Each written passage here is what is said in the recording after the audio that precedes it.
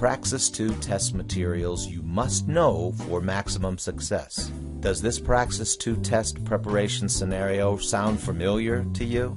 You gleefully buy as many ETS study guides as you can get your hands on so you can pass the Praxis 2. You're confident that you're about to receive all of the information you need to master the Praxis 2 test.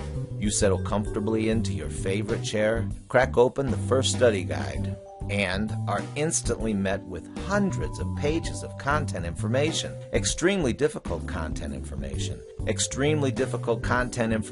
that's been written in the tiniest font imaginable.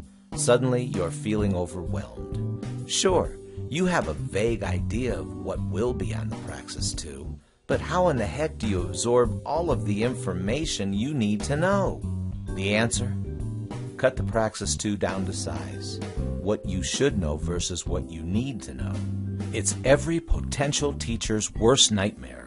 But unfortunately, that nightmare is a test preparation reality.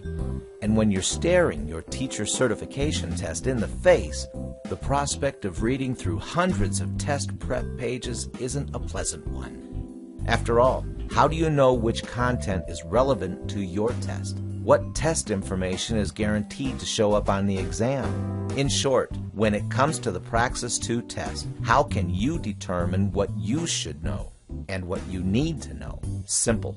You reduce your test prep down to the content that will make an appearance on your exam. That means trimming the fat off your content testing regime and whipping your mind into shape with educational material you must know. And we've got them right here. These educational theories are about to save your test score. Ready to maximize your Praxis 2 potential? Then memorize every inch of these educational theories. They're guaranteed to show up on your exam. Erickson's 8 stages of psychosocial development. After years of schooling, you should know exactly what those stages are. But here's a hint for your Praxis 2 test. The first 3 stages, trust versus mistrust, anatomy versus doubt, and initiative versus guilt, won't appear on your exam. Howard Gardner's multiple intelligences. While we'll never know for sure what intelligence is, Gardner took a valiant stab at it in the mid-'80s. For the exam, memorize these categories of multiple intelligences: mathematical, musical, linguistic, spatial, and interpersonal. Learning styles.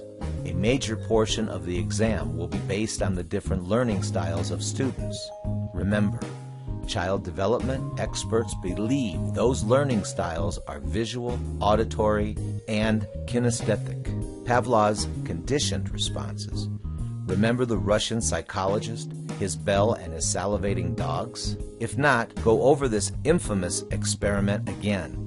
It will make multiple exam appearances.